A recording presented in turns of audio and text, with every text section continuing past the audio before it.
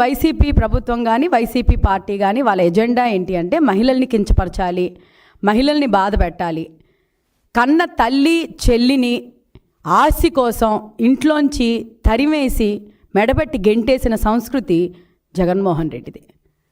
అలాంటి పార్టీ నుంచి వచ్చిన ఈ ప్రసన్న కుమార్ రెడ్డి సంస్కారం కానీ లేకపోతే ఆయన మాటలు కానీ మహిళల పట్ల బాగుంటుందని ఆయన్ని మేము ఎక్స్పెక్ట్ అయితే చెయ్యం. కానీ అలాంటి మాటలు మాట్లాడడానికి కూడా మనసు రాని ఇలాంటి మూర్ఖపు మనుషుల్ని తీసుకొని వచ్చి వైసీపీలను పెట్టారు.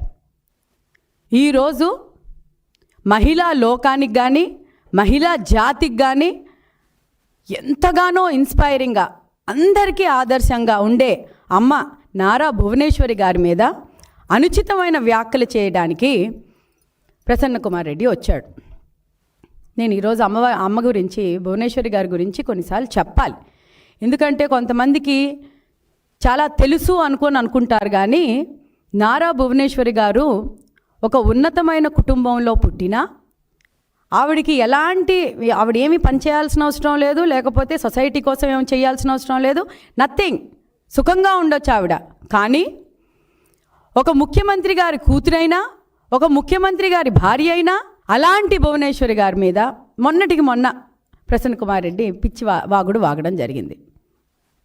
ఈ రోజుకు కూడా ఈ ప్రసన్న కుమార్ రెడ్డి ఆ మహిళల మీద చాలా చండాలంగా మాట్లాడతాడు, నీచమైన కమెంట్లు చేస్తాడు అని అనుకొని ఉత్తి నెల్లూరు వరకే తెలుసు.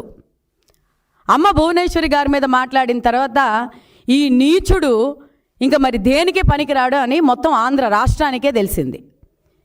మీరు వైసీపీలోని ఉన్న ప్రతి ఒక్కరు మీ దుర్బుద్ధి, మీ దిక్కుమాలిన రాజకీయాలు, మీ దిక్కుమాలిన ఈ స్పృహలేని ఈ రాజకీయాలు, మహిళల పట్ల మీ భాష, మహిళల పట్ల మీ అహంకారమైన విద్వేషం రేపే ఒక క్యారెక్టర్ మీ దగ్గరే పెట్టుకోండి.